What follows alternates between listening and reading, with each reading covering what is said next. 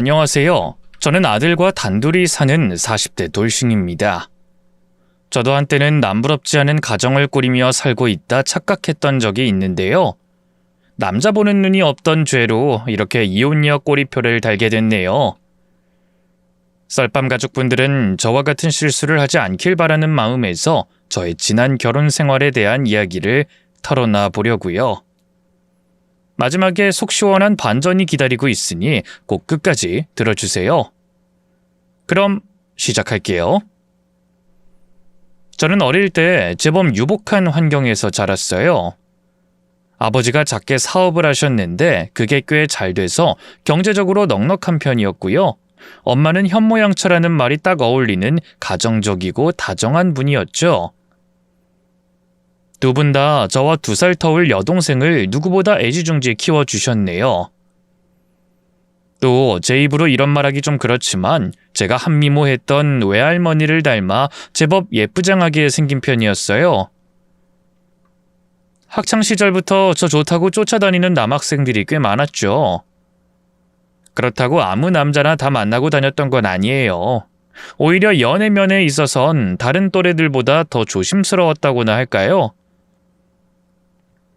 아버지가 이성 문제에 엄격하신 면도 있었고요. 저 또한 단순히 외모나 집안을 보고 다가오는 사람들에게 쉽게 마음을 열 수 없었거든요. 예나 지금이나 제 연애 기준은 확실했어요. 진실된 사람. 외모나 배경보다도 저라는 사람 자체를 온전히 사랑해줄 사람을 찾고 싶었죠. 하지만 그런 남자를 찾는 건 쉽지 않았어요. 대학생 때 친구들 등살에 못 이겨 소개팅도 몇 번 해보고 또 고백받은 남자 동기와 풋풋한 연애도 해봤지만 이상하게 마음이 가진 않더라고요. 제가 꿈꾸던 이상적인 사랑과는 거리가 있었죠. 친구들은 제 얘기를 들으면 다 놀리기 바빴어요. 나이가 몇인데 아직도 동화 속에 사냐면서요. 현수가, 너 그랬다간 평생 결혼 못한다? 어리고 예쁠 때 얼른 조건 좋은 남자 잡아. 맞아. 한 살 한 살 나이 먹을수록 괜찮은 남자 만날 기회는 점점 사라져. 다들 체각이 바쁘니까. 결혼 시장은 전쟁터라고. 친구들이 현실적인 조언을 해줄 때면 그냥 웃어 넘겼지만 사회인이 되면서 사정이 좀 달라졌어요. 정신을 차려보니 어느새 제 친구들 대부분은 결혼을 하거나 결혼을 약속한 남자친구가 있었고요. 여전히 저만 혼자였거든요. 이러다 정말 괜찮은 남자를 다 놓쳐버리는 게 아닌가 하는 걱정이 들었죠. 그러던 찰나 다니던 직장 상사로부터 소개팅 제안을 받았어요. 현숙씨, 사귀는 사람 없다고 했지? 내가 정말 괜찮은 사람 하나 소개시켜줄까 하는데.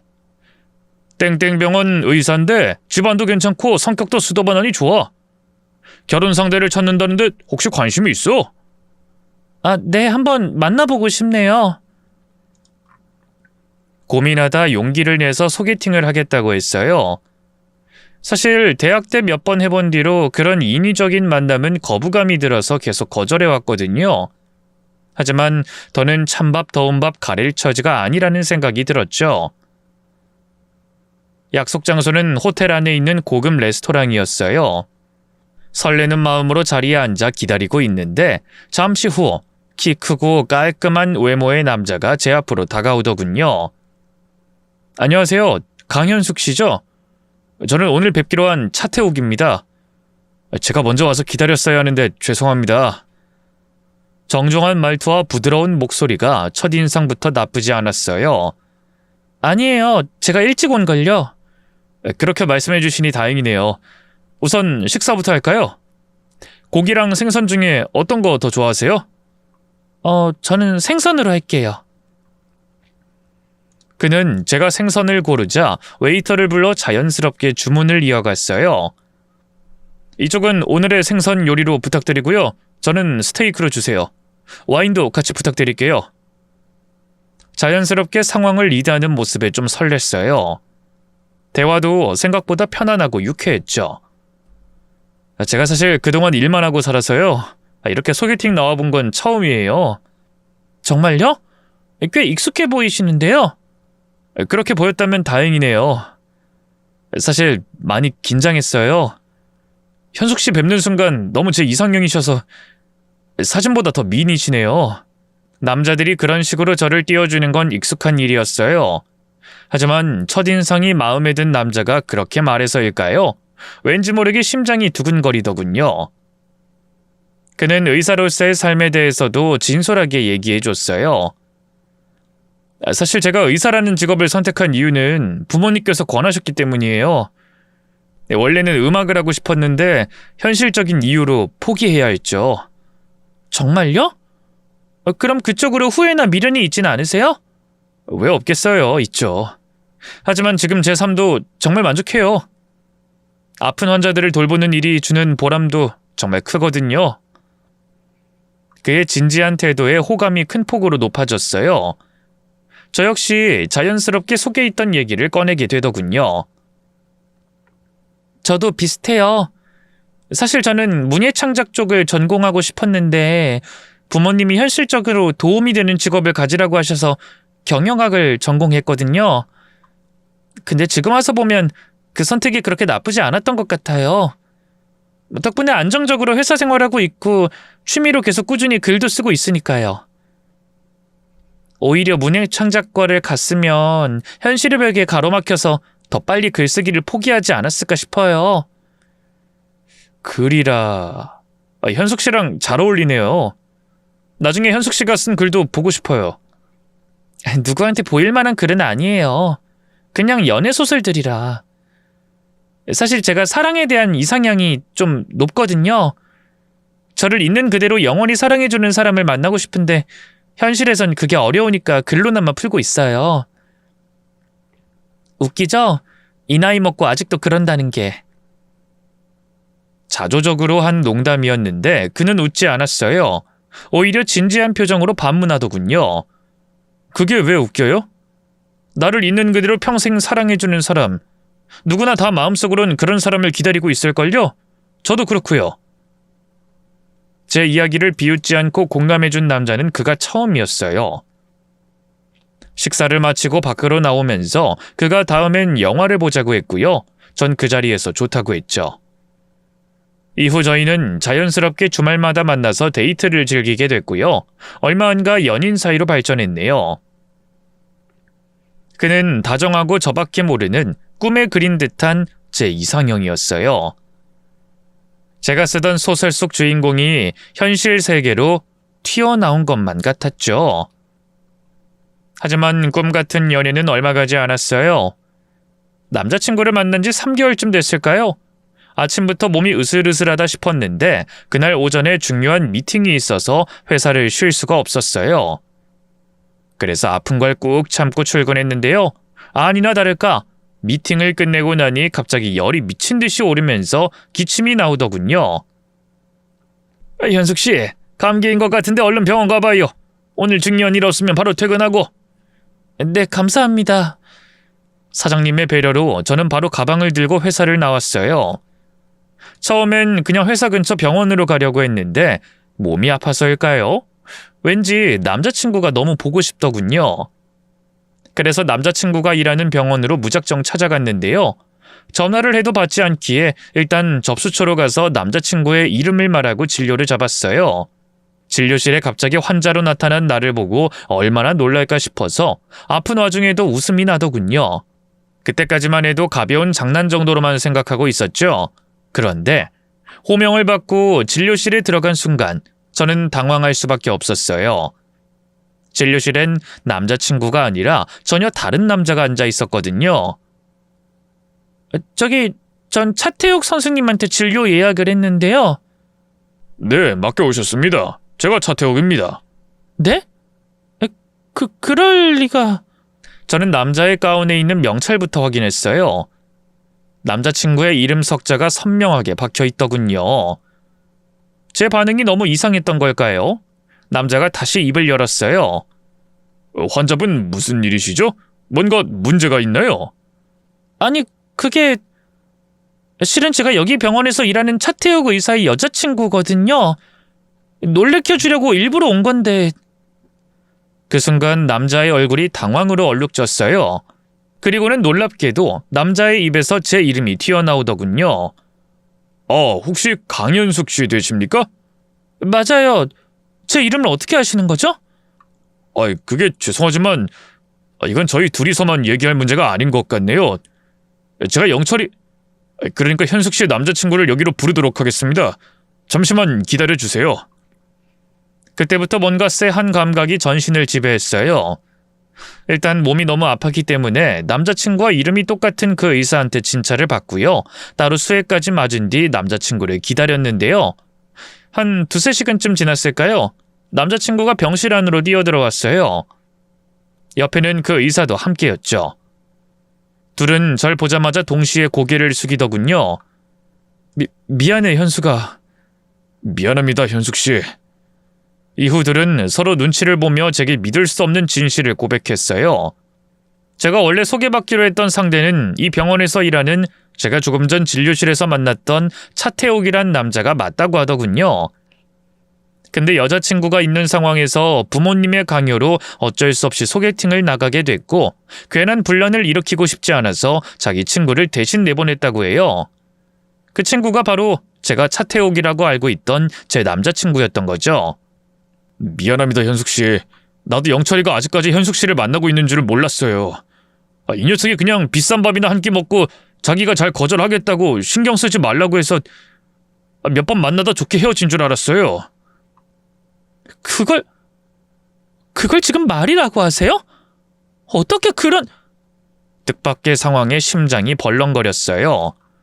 어쩐지 소개팅하고 얼마 안 돼 남자친구가 자기 핸드폰을 바꿨다면서 새 번호를 알려주더라니. 실은 핸드폰을 바꾼 게 아니고 의사 친구 번호 대신 자기 번호를 알려준 거였죠. 저는 끓어오르는 배신감에 남자친구를 노려봤어요. 왜 그렇게 입을 꾹 다물고 있어? 대체 왜 그런 거야? 뭐라고 말 좀 해봐. 미안해, 현수가. 처음부터 속이려던 건 아니었어. 태욱이 이 자식이 워낙 남한테 싫은 소리 못하는 놈이라 그날도 어떻게 거절하냐고, 여자친구한테 걸리면 어떡하냐고 너무 난감해하길래 내가 대신 나섰던 거야. 진짜 오랜만에 호텔 레스토랑에서 맛있는 밥이나 한 끼 먹고 깔끔하게 헤어질 생각이었어. 근데 생각보다 네가 너무 예쁘고 말도 잘 통해서 내 여자로 만들고 싶다는 욕심이 났어. 정말 미안해. 아무리 그래도 어떻게 날 3개월이나 속여? 사귀고 난 이후에라도 말을 했어야지. 용기가 안 났어. 난 태욱이 놈처럼 집이 잘 사는 것도 아니고 의사도 아닌데 그냥 저냥한 회사 다니는 평범한 월급쟁인데 네가 실망하지 않을까, 떠나지 않을까 너무 두려웠어. 널 잃고 싶지 않았다고. 급기야 남자친구는 아이처럼 엉엉 울기 시작했어요. 하지만 울고 싶은 건 저였어요. 모든 게 무너지는 기분이었거든요. 태어나 처음으로 온전히 믿고 사랑했던 사람이 전부 거짓으로 이뤄진 존재였다니 뭐란 말할 수 없을 만큼 참담한 심정이었죠. 현수가, 내가 잘못했어. 다신 안 그럴게. 제발 한 번만 봐주라. 나 그거 외에 너 속인 거 하나도 없어. 널 사랑하는 마음도 진심이야. 그러니 제발 한 번만 나한테 다시 기회를 주면 안 될까? 남자친구는 자신의 거짓말을 용서해달라고 빌었어요. 옆에 있던 의사 친구도 한마디 말을 보태더군요. 현숙씨, 제가 이런 말하는 것도 주제넘지만 영철이 이 자식 진짜 좋은 놈이에요. 오래 봐왔지만 여자 때문에 이렇게 울고불고 하는 거 처음 봅니다. 한 번만 용서해 주시죠. 네? 하지만 저는 그저 혼란스러울 뿐이었어요. 남자친구와 함께했던 모든 순간이 거짓말로 얼룩졌다는 사실을 받아들이기 힘들었네요. 미안해, 오빠. 우린 여기까지인 것 같다. 현수가! 저는 저를 붙잡는 남자친구를 뿌리치고 병원을 나왔어요. 남자친구를 여전히 너무 사랑하고 있었지만 신뢰가 없는 관계는 오래갈 수 없다고 생각했거든요. 이후 저는 남자친구에 대한 제 마음을 정리하려고 노력했어요. 하지만 남자친구는 한동안 매일같이 제게 연락하고요. 회사나 집 앞에서 저를 기다리기도 했죠. 저는 철저하게 그런 남자친구를 외면했어요. 사과하고 용서를 빌고 다시 시작하자고 매달릴 때마다 점점 더 모질게 굴었죠. 오빠가 날 사랑한다고? 웃기지 마. 오빠는 날 사랑한 게 아니라 그 의사에 대한 자격지심 때문에 나를 사로잡고 싶었던 거야. 현수가 무슨 말을 그렇게 해. 나한테 태욱이는 둘도 없는 친한 친구야. 그런 식으로 우리 우정을 꼬아보지 마. 그건 너에 대한 내 사랑도 의심하는 거잖아. 사랑 같은 소리 하네. 다 거짓말이었잖아. 오빠는 애초에 처음부터 나를 속이고 접근했어. 이름, 직업, 가정, 환경 모든 걸 다 속였다고. 근데 어떻게 내가 오빠의 마음을 믿을 수 있겠어? 현수가, 그건 내가 정말 입이 10개라도 할 말이 없어. 평생 네 옆에서 갚으면서 살게. 아니, 갚을 필요 없지. 난 오빠 다시는 얼굴도 보고 싶지 않은데 이렇게 나한테 들러붙을 시간에 오빠 같은 사람한테 어울리는 여자나 찾아봐. 저는 일부러 남자친구의 자존심에 스크래치를 낼 만한 독한 말을 많이 했어요. 그렇게라도 남자친구가 떨어져 나가주길 바랬거든요. 결국 제 바람대로 남자친구는 제게 다신 찾아오지 않겠다며 포기를 선언했죠. 현수가, 내가 미련했나 봐. 네가 이렇게까지 날 싫어하는 줄도 모르고. 미안해. 다시는 네 앞에 나타나지 않을게. 행복하게 살아. 그렇게 남자친구는 제 곁을 떠났어요. 후련할 줄 알았는데 그저 허무하기만 하더군요. 남자친구가 없는 일상은 생각보다 무거웠고 밤마다 울적함이 몰려오곤 했죠.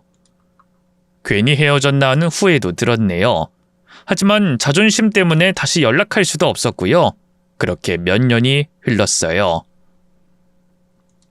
제가 30살이 됐을 무렵 저희 집에 큰 위기가 찾아왔어요.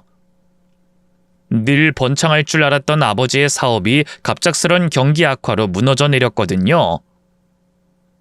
부모님의 표정이 부쩍 어두워지셨고요. 특히 아버지는 부쩍 살이 내리고 밤잠도 잘 못 이루셨죠. 아버지, 너무 걱정하지 마요. 정 안 되면 내가 엄마랑 아버지 둘 다 먹여 살리면 되지. 그래, 말만으로도 고맙다, 현수가.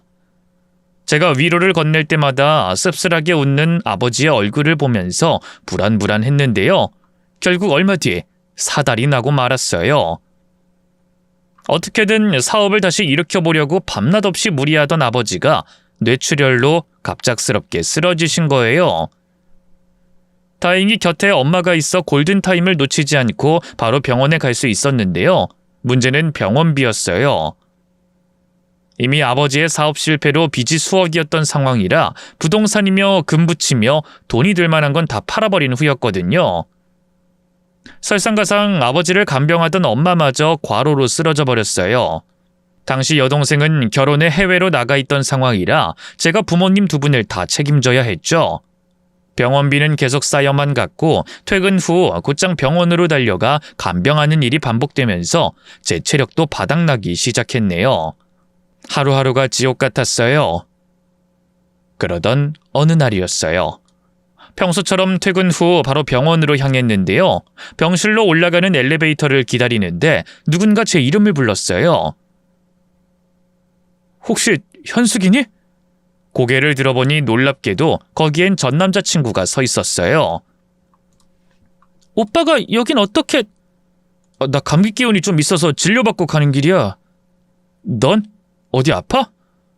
아니, 내가 아니고 엄마랑 아버지가... 그동안 너무 지쳤기 때문일까요? 전 남자친구의 얼굴을 보는데 갑자기 울컥 눈물이 쏟아졌어요. 제가 차마 뒷말을 잇지 못하고 울기만 하자 남자친구가 저를 데리고 병원 1층에 있던 카페로 데려갔어요. 일단 커피 좀 마시면서 진정 좀 해. 괜찮아? 대체 무슨 일인데? 저는 남자친구에게 지금까지 있었던 일의 자초지종을 털어놨어요. 그리고 저를 토닥여주는 남자친구 앞에서 마음 놓고 눈물을 쏟아냈죠. 그러고 나니 좀 창피하긴 했지만 후련하더라고요. 고마워, 오빠. 덕분에 실컷 울었네. 고맙긴. 내가 뭐 해준 것도 없는데. 아니야, 내 얘기 들어준 것만으로도 충분해. 잘 지내지? 나야 뭐... 저기 현수가, 내가 이런 말 해도 될지 모르겠지만 너무 힘들 땐 나한테 언제든 연락해. 나 그동안 너 다 잊은 줄 알았는데 오늘 너 다시 만나니까 그것도 아닌 모양이다. 다시 이별 1일차로 돌아간 느낌이야. 남자친구의 두 눈에서 여전히 저에 대한 감정이 넘실거렸어요. 제가 그렇게 모질게 밀어냈는데도 여전히 절 좋아하고 있었던 거죠. 저도 약해져 있었기 때문일까요? 아니면 시간이 많이 지나 남자친구에 대한 배신감과 원망이 옅어졌기 때문일까요? 병실로 올라와서도 자꾸만 남자친구의 그 말이 머리를 맴돌더라고요. 결국 며칠 뒤 저는 남자친구에게 다시 연락했고요. 그렇게 한두 번 밥도 먹고 커피도 마시다 보니 다시 사귀게 됐죠. 현수가, 나 다시 받아줘서 진짜 고마워. 너 지금 많이 힘든 상황인 거 알아. 내가 뭐든 할 수 있는 건 다 도울게. 남자친구는 단순히 말로만 저를 위로한 게 아니었어요. 밀려있던 부모님의 병원비도 본인이 다 내줬고요. 저를 도와 간병까지 도맡아 했죠. 남자친구 덕분에 저는 물론 부모님도 한시름 놓으실 수 있었네요. 그 과정에서 결국 아버지는 후유증을 견디지 못하고 돌아가셨지만 그 또한 남자친구가 있었기에 견딜 수 있었어요. 엄마와 저를 대신해 본인이 상주 역할을 자처하고요. 복잡한 장례 절차 또한 본인이 다 도맡아 했거든요. 그러니 남자친구가 결혼하고 싶다고 청혼했을 때 그걸 받아들인 건 어찌 보면 당연한 일이었어요. 엄마도 두 팔 벌려 환영하셨죠. 그때만 해도 꿈에도 몰랐어요. 남자친구가 결혼 후 전혀 다른 사람이 될 줄은 말이죠. 결혼 생활은 처음엔 그야말로 꿈만 같았어요. 남편은 다정하고 헌신적이었고요. 함께 맞벌이하는 저를 배려해서 집안일도 거진 다 도맡아 했죠. 아버지를 잃은 슬픔으로 힘들어하던 저에게 남편은 큰 위로였네요.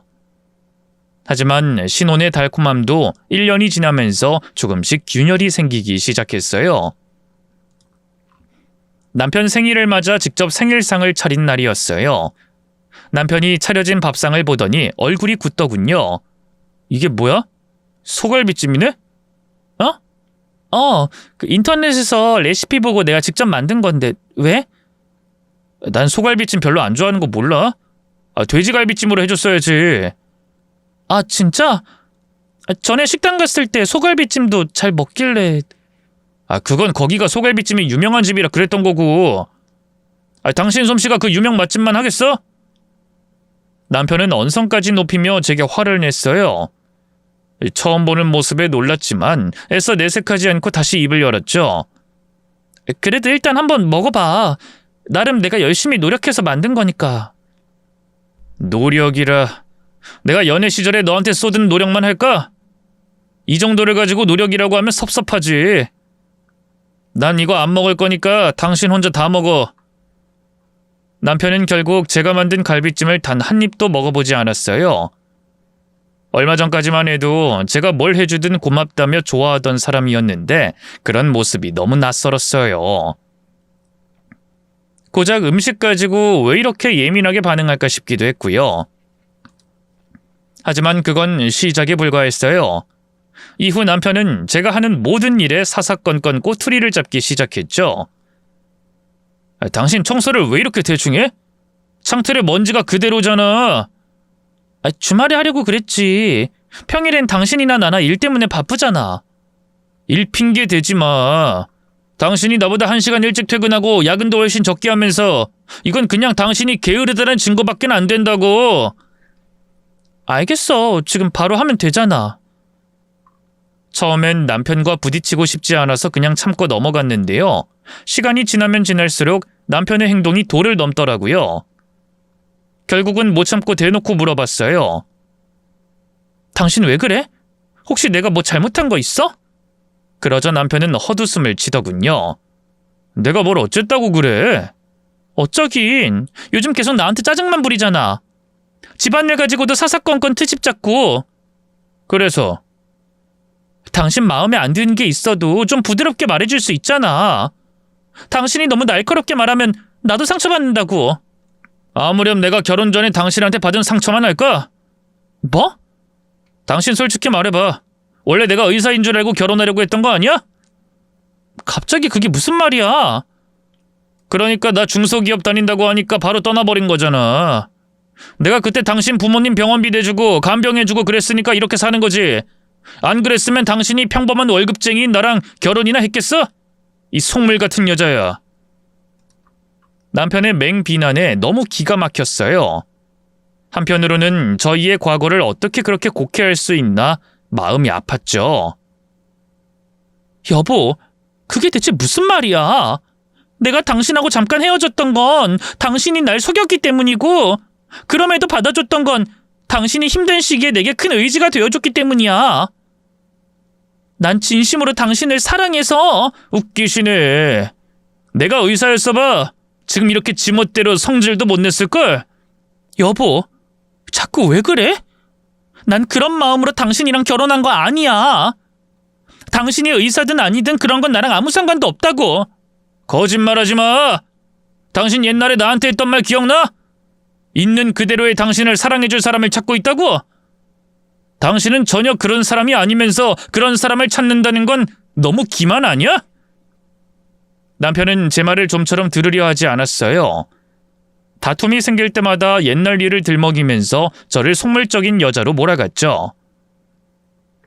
아무래도 제가 과거 자기를 매몰차게 버리고 떠났던 기억이 의사 친구에 대한 콤플렉스와 맞물려 큰 상처로 남은 것 같더라고요. 물론 남편은 결코 인정하려 들지 않았지만요. 그런 남편 때문에 너무 힘들었는데요. 주변에 고민을 털어놔봐도 일단은 참아보라고 하더군요. 남자는 아이가 생기면 달라진다면서요. 하지만 아들이 태어난 후에도 남편의 태도는 조금도 바뀌지 않았어요. 오히려 더 심해졌죠. 그러던 어느 날이었어요. 그날도 남편은 퇴근하자마자 반찬이 마음에 안 든다면서 밥상을 뒤집어 엎고요. 혼자 배달 음식을 시켜 먹은 뒤 잠자리에 들었어요.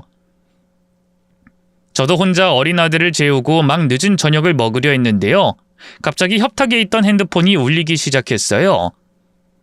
제 건 줄 알았는데 자세히 보니 남편 핸드폰이더군요. 그래서 그냥 무시하려고 했는데 액정에 있는 김예희라는 여자 이름이 제 눈길을 사로잡았죠. 저는 떨리는 손으로 남편의 핸드폰을 열어봤어요. 그리고 문자 메시지를 본 순간 그대로 굳어버리고 말았죠. 자기야, 내일 퇴근하고 우리 만나는 거지? 벌써 기대돼. 빨리 보고 싶어. 애교가 가득 담긴 그 문자에 눈앞이 하얘지더군요.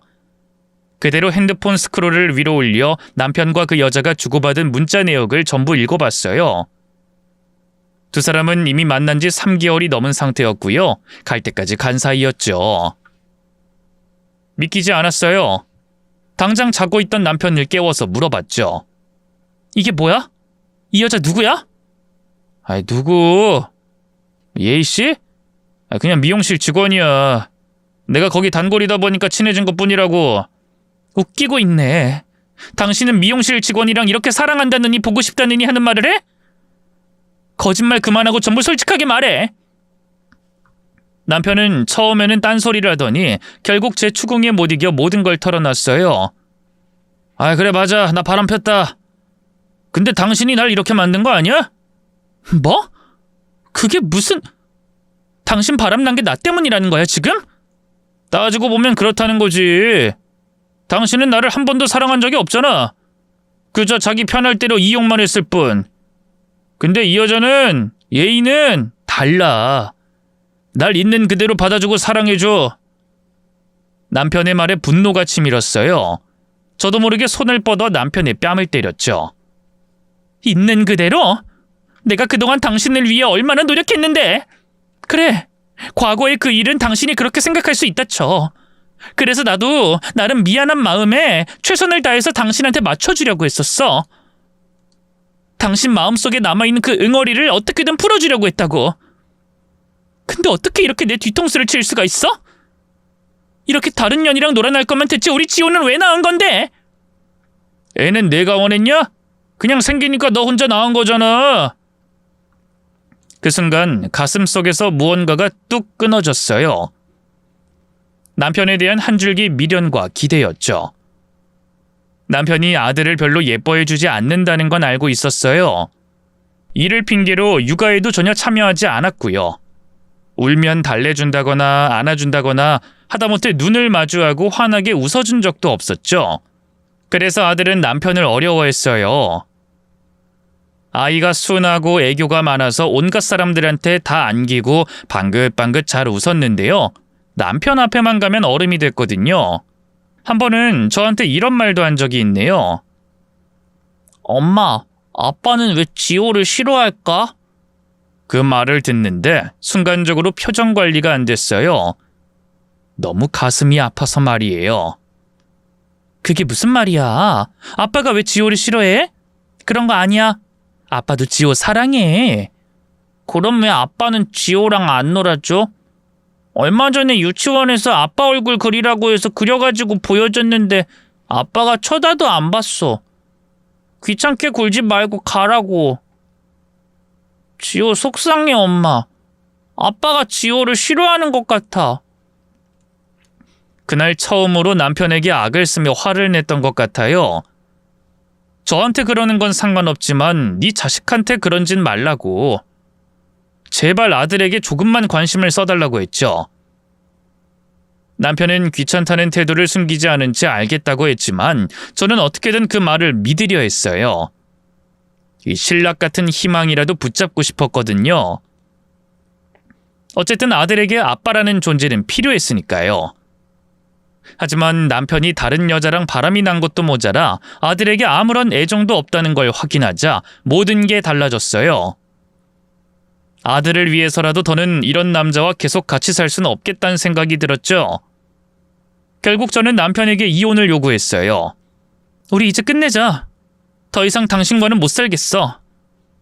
남편은 처음엔 짜증을 내더니 이내 비웃으며 말했어요.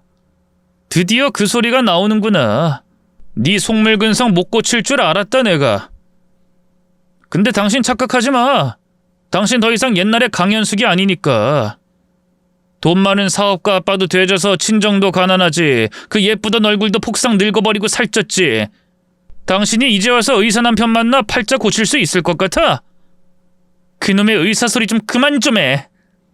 누가 의사 친구한테 열등감 느끼던 존재 아니랄까봐. 내가 의사를 만나든 못 만나든 당신이 무슨 상관인데. 됐으니까 이혼 소리에 도장이나 찍어.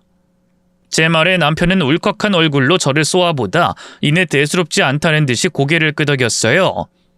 그래, 이혼하자고 하면 누가 무서울 줄 알고? 말해두지만 애새낀 너 혼자 좋다고 키운 거니까 네가 데려가. 양육비니 뭐니 요구할 생각 절대 하지 말고.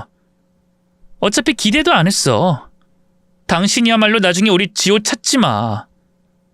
절대 그럴 일 없어. 그렇게 남편과 저는 이혼 서류에 도장을 찍었어요.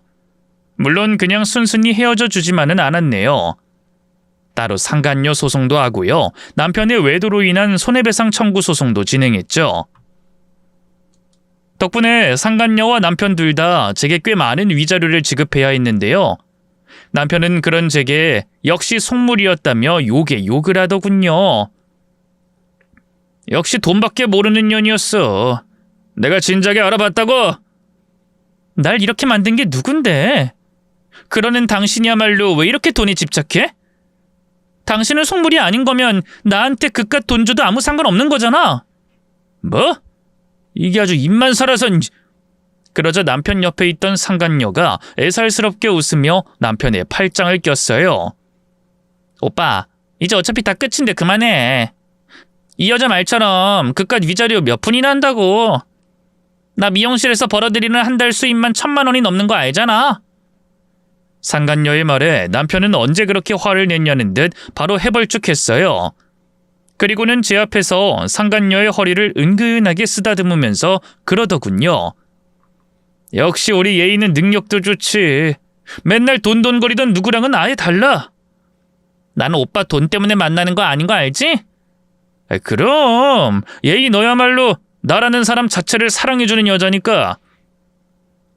그 말에 속에서 뜨거운 무언가가 끓어올랐지만 전 끝까지 냉정을 잃지 않았어요. 아주 사이 좋은 바퀴벌레 한 쌍이 따로 없네. 다신 나랑 지호 앞에 나타나지 마. 알았어? 참나, 누가 할 소리를? 그렇게 저는 7년간의 길다면 길고 짧다면 짧은 결혼 생활을 정리했어요. 친정엄마가 있는 곳으로 돌아갈까 하다 결국 그만두고요. 회사 근처에 작은 빌라를 얻어 아들과 단둘이 살기 시작했죠. 처음에는 너무나 힘들었어요. 직장과 육아를 병행하며 홀로서기를 해야 했거든요. 하지만 하나뿐인 아들, 남부럽지 않게 살게 해주고 싶다는 생각으로 버티고 또 버텼네요. 그때부터 본격적인 재테크 공부도 했어요. 사실 그 전까진 그런 문제에 관심도 없었어요. 가게 관리도 전부 전 남편이 도맡아 했으니까요. 하지만 제가 집안의 가장이 된 이상 이제 그런 걸 나 몰라라 하고 살 수는 없겠다는 생각이 들더군요. 때마침 상간녀와 전 남편에게 받은 위자료도 있겠다. 이걸 제대로 불려보자는 생각이 들었어요. 그래서 회사를 다니면서 틈틈이 주식에 대한 공부를 하기 시작했고요. 운 좋게 투자한 바이오 종목이 수십 배로 뛰면서 큰 수익을 얻을 수 있었죠. 돈이 돈을 부른다고 이후로는 점점 더 자산이 큰 폭으로 늘었어요. 부동산 경매에도 도전해 상가 몇 개를 값싸게 매입할 수 있었고요. 거기서 나오는 수익으로 또다시 금과 채권 등 다른 분야의 자산도 늘려갈 수 있었죠. 그렇게 경제적으로 독립하고 나니 점점 삶이 안정되기 시작하더군요. 그러던 어느 날이었어요. 아들 생일이라 모처럼 만에 회사를 쉬고 아들과 단둘이 동물원에 놀러 갔어요. 그동안 일에 바빠 아들을 거진 친정 엄마한테만 맡겨두고 있었거든요. 오랜만에 저와 시간을 보내서인지 아들은 몹시 기뻐하더군요. 엄마, 이렇게 엄마랑 노니까 너무 좋아. 또 놀고 싶어. 그래? 우리 지호, 엄마가 그동안 일 때문에 바쁘다고 너무 안 놀아줬지? 앞으로 엄마가 지호랑 많이 놀아줄게. 정말? 환하게 웃는 아들의 얼굴을 마주보며 웃어줄 때였어요. 당시 저희 모자는 동물원 매표소 앞에 있는 작은 카페 테라스에서 음료수를 먹고 있었는데요. 바로 옆 테이블에 웬 가족이 털썩 앉더군요. 젊은 부부들이 어린아이를 안고 있었는데요. 웬걸? 그 얼굴이 너무 낯이 익은 게 아니겠어요? 다름 아닌 상간녀와 전 남편이었죠. 둘이 재혼했다는 건 알고 있었는데 그새 아이까지 낳았더라고요. 제가 당황해 아무 말도 못하는 사이 아들 역시 자기 아빠를 알아봤어요. 남편이 아들의 양육권과 친권을 전부 포기하고 보려고도 안 했기 때문에 이혼 후 처음 보는 거였는데도 단박에 알아보더군요. 아빠 여기 왜 왔어? 지호 보러 왔어? 아들은 벌떡 일어나 재빨리 전 남편 앞으로 달려갔어요. 너무 갑작스러운 일이라 제가 미처 말릴 틈도 없었죠. 전 남편은 아들을 보자 당황한 얼굴로 얼어붙더니 이내 냉담한 표정으로 입을 열었어요. 이젠 난 네 아빠 아니고 아저씨야. 아빠라고 부르지 마. 그 말을 들은 제 아들은 큰 눈을 깜빡이며 당황한 표정을 지었고요. 옆에 있던 상간녀는 비웃으며 한마디 보탰어요. 얘 참 웃기네. 이혼한 지가 언젠데 아직도 아빠래. 아빠라고 부를 수 있는 건 우리 공주님뿐인데. 그치 수정아? 상간녀가 품에 안고 있던 딸을 얼르며 말했어요. 아들은 충격에 새하얘진 얼굴로 어쩔 줄 몰라 하다 왕 하고 울음을 터뜨렸죠. 아빠 이제 지호 아빠 아니야? 그럼 지호는 어떡해? 아들의 눈물에도 전 남편은 눈 하나 깜빡하지 않았어요. 오히려 저리 가라는 듯 손을 휘휘 내줬더군요.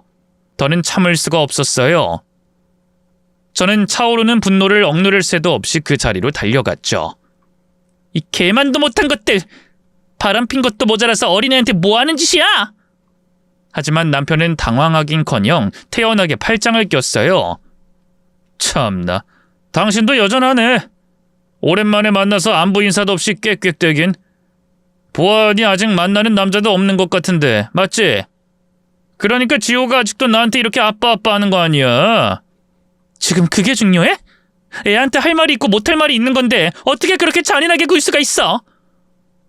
어른으로서, 애 생부로서 최소한의 양심도 없는 거야? 아우 시끄러. 그만 좀 꽥꽥거려. 완전히 아줌마 다 됐네. 지호 아니었으면 알아보지도 못했겠어. 솔직히 말해봐. 당신 이혼하자고 한 거 후회되지? 은근하게 되묻는 전 남편을 보고 있자니 기가 막혔어요. 저는 그 자리에서 손을 뻗어 전 남편의 뺨을 후려쳤고요. 옆에서 비웃고 있는 상간녀의 머리채를 잡고 탈탈 흔들었죠. 이 개만도 못한 년놈들! 둘이 더럽게 붙어먹은 것도 모자라서 아무것도 모르는 어린애한테 이런 모욕까지 줘? 똥이 무서워서 피하는 게 아니라 더러워서 피하는 거라고. 그냥 엮이지 말고 깔끔하게 이혼해주자 했던 내가 미쳤던 거지. 두고 봐. 내가 너희 둘 다 절대로 용서 안 할 테니까. 아파 아줌마. 일단 이거나 놓고 말해요. 내 머리 다 망가지잖아. 고통을 참지 못한 상간녀는 비명을 질렀고요. 전 남편은 저를 말리려 했지만 기세에 눌려 아무것도 못했어요. 어느새 몰려든 행인들의 시선이 느껴졌지만 아무렇지도 않았어요. 저는 전 남편과 상간녀를 미친 듯이 후드려 패고요. 테이블에 있던 커피까지 쏟아버리고 그 자리를 벗어났네요. 물론 제 복수는 거기서 끝이 아니었어요. 예전에 저는 아무것도 가진 것 없는 힘없는 여자였지만 이젠 그렇지 않았으니까요. 돈도 넘칠 만큼 있겠다. 더 극악무도한 복수를 하고 싶었네요. 상처받은 제 아들을 위해서라도 말이죠. 전 남편과 상간녀가 재혼 후 함께 미용실을 차려 운영 중이라는 건 이미 알고 있었어요. 저는 겹지인을 수소문해 바로 그 가게를 알아내고요. 인근의 부동산 업자란 업자들은 죄다 만나고 다니며 근처에 목 좋은 빈 상가를 수소문했죠. 다행히 얼마 안가 전 남편과 상간녀가 운영하는 미용실 근처에 괜찮은 자리가 났고요. 저는 바로 돈을 쏟아부어 최고급 인테리어와 신식 헤어 기기들로 단장한 미용실을 열었어요. 그리고 서울에 내로라 하는 유명 미용실에서 일하는 헤어 디자이너들을 수소문해 고용 계약을 맺었죠. 당연히 가격은 전 남편과 상간녀가 운영하는 미용실 가격의 절반으로 잡았고요. 당연히 눈이 있는 손님들이라면 저희 미용실로 올 수밖에 없었어요.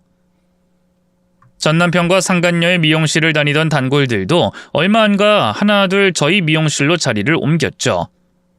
그러자 며칠 뒤 전 남편과 상간녀가 저희 미용실을 씩씩거리며 찾아왔어요. 여기 원장 누구야? 당장 원장 나오라고 해! 아니 상도덕이라는 게 있지. 어떻게 미용실 바로 앞에 미용실을 낼 생각을 해? 거기다 가격을 이렇게 후려치면 대체 우린 뭐 먹고 살라고? 언성을 높이며 따지고 드는 상간녀와 전 남편을 보면서도 직원들은 당황하지 않았어요. 제가 사전에 이런 일이 생길 수도 있다고 미리 언지를 준 상태였거든요. 그중 가장 고참인 직원이 전 남편에게 다가가 입을 열었죠. 잠시만 기다려주세요. 사장님 모시고 올 테니까. 그래, 어떤 놈인지 어디 얼굴이나 한번 보자. 당장 나오라고 해! 커튼 뒤에서 나갈 타이밍을 노리고 있던 저는 천천히 직원을 따라 밖으로 나갔어요. 제 얼굴을 본 상간녀와 전 남편이 경악해 입을 떡 벌리더군요. 아니, 당신이 대체 여긴 어떻게는 뭐가 어떻게야? 나 여기서 미용실 하는 거 몰랐어? 그러자 전 남편의 얼굴이 순식간에 시뻘개졌어요. 아니, 지금 그걸 말이라고 해? 머리 만질 줄도 모르는 사람이 미용실은 무슨 뭔 놈의 미용실이야? 돌대가리라 머리가 안 돌아가? 난 그냥 운영만 하는 거잖아. 너랑 저 상간녀 엿먹이려고. 저질스러운 제 말에 전 남편이 황당하다는 듯 헛웃음을 쳤어요. 그러니까 지금 나랑 예희한테 복수하려고 이런 짓을 벌였다는 거야? 당신이 대체 돈 어디서 나서?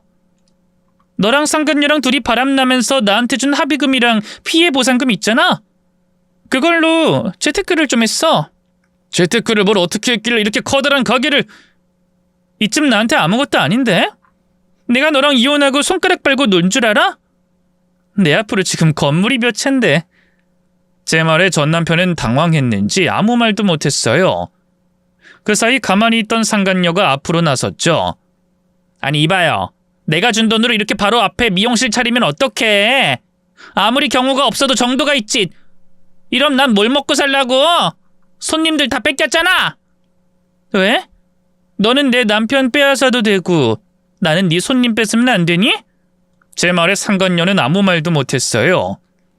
남의 남자 빼앗아 가정 파탄 낸 주제 무슨 할 말이 있겠어요? 저는 기세를 몰아 한층 더 강한 어조로 말했어요. 내가 그냥 봐주려고 했거든. 똥이 더러워서 피하지 무서워서 피하냐 하는 심정으로. 쓰레기 둘이 뭐 그래 어디 잘 먹고 잘 살아봐라는 심정으로 그냥 이혼해줬단 말이야. 그럼 감사한 줄 알고 조용히 살았어야지. 어디 내 아들 앞에서 그따위 망발을 해? 아니 난 그냥 지호가 나한테 얼른 정 떼는 게 좋으니까. 우리 아들 위해서 그랬다는 기만은 하지 마. 지호 태어나고 한 번도 따뜻하게 안아준 적 없는 주제. 제 말에 남편과 상간녀는 서로 눈치만 보며 아무 말도 못했어요. 저는 그런 연놈들에게 마지막 쓸기를 박았죠. 난 미용실 계속 운영할 거고 가격도 절대 내릴 생각 없어. 니들이 못 버티고 자리 이전하면 악착같이 따라갈 거야. 업종을 바꿔서 음식을 팔면 똑같이 따라한 다음 절반 가격으로 팔 거고. 도대체 왜 그래 당신? 왜는 왜야? 너희 두 연놈이 망하는 꼴 보려고 그러는 거지. 너넨 잠자는 사자의 코털을 건드린 거야. 평생 후회할 테니 두고 보라고. 당신 정말 더 할 말 없으면 이제 꺼져. 안 그럼 영업방해죄로 경찰 부를 거니까. 제 말에도 전 남편과 상간녀는 도통 자리를 뜨려 하지 않았고요. 전 결국 진짜로 경찰을 부르려 했어요. 그러자 상간녀와 전 남편은 사색이 돼서 허둥지둥 그 자리를 떠나더군요. 때마침 미용실에 손님들이 몇 명 있었기에 이 일은 곧 온 동네에 파다하게 소문으로 퍼졌고요. 결국 상간녀와 전 남편의 미용실은 얼마 안가 폐업하고 말았죠. 여자 손님들이 대부분인 만큼 이런 추문엔 민감했으니까요. 이후 전 남편과 상간녀는 도망치듯 다른 지역으로 떠났고요. 거기서 또 새로운 미용실을 열었는데요. 저는 예고한 대로 거기에도 새로운 미용실을 오픈했어요. 그리고 똑같은 방법으로 망하게 만들었죠. 나중엔 상간녀와 전 남편이 제게 무릎 꿇고 빌더군요. 현수가 내가 잘못했어. 결혼 내내 찌질하게 과거 일로 앙심 품고 계속 못되게 군 것도 미안하고 바람 핀 것도 미안해. 제발 한 번만 용서해주면 안 될까? 애도 있는데 나도 먹고 살아야지. 맞아요 언니. 저랑 이 인간은 몰라도 우리 딸은 아무런 죄가 없잖아요. 당장 내일 먹을 분유값도 없다고요. 두 년놈이 낳은 어린 딸을 생각하면 마음이 약해지는 것도 사실이었어요. 하지만 저는 독하게 마음을 다잡았죠. 그럼 우리 아들은? 우리 아들은 무슨 죄가 있어서 그 어린 나이에 아빠를 잃어야 했는데? 쓸데없이 애로 동정받을 생각하지 말고 꺼져. 니들 죄값 치른다 생각하고 다 받아들이라고. 현수가 정말 이럴 거야? 내가 이렇게까지 무릎 꿇고 비는데? 네가 무릎 꿇고 비는 게 뭐 얼마나 대단하다고. 그깟 싸구려 무릎 백날 꿇어봐라. 내가 봐주나. 저는 매달리는 전 남편과 상간녀를 매몰차게 외면했어요. 그리고 이후 한동안 신경 끄고 살았는데요. 최근에 겹지인 통해 근황을 전해 들으니 전 남편은 상간녀와 이혼했고요. 지금은 막노동을 하면서 근근히 벌어먹고 산다고 하더군요. 상간녀 역시 고향으로 내려가 작게 미용실을 운영하면서 딸과 단둘이 힘들게 살고 있다 하대요. 안타까운 마음은 들지 않아요. 다 자업자득이니까요. 현재 저는 아들과 단둘이 잘 살고 있어요. 아들은 어느새 부쩍 자라서요. 지금은 의대에 들어가 의사가 되기 위한 공부에 매진 중이랍니다. 지 다 컸다고 저한텐 얼른 좋은 남자 만나 재혼하라는데 글쎄요. 이 전 남편한테 너무 크게 대여서일까요? 이젠 남자랑 연애하고 결혼하고 할 생각이 없네요. 혼자만의 자유로운 이 삶이 너무 좋아요. 이제 여자가 능력만 된다면 혼자 살기 좋은 세상이잖아요. 긴 얘기 들어주셔서 고맙습니다. 모두 건강하세요.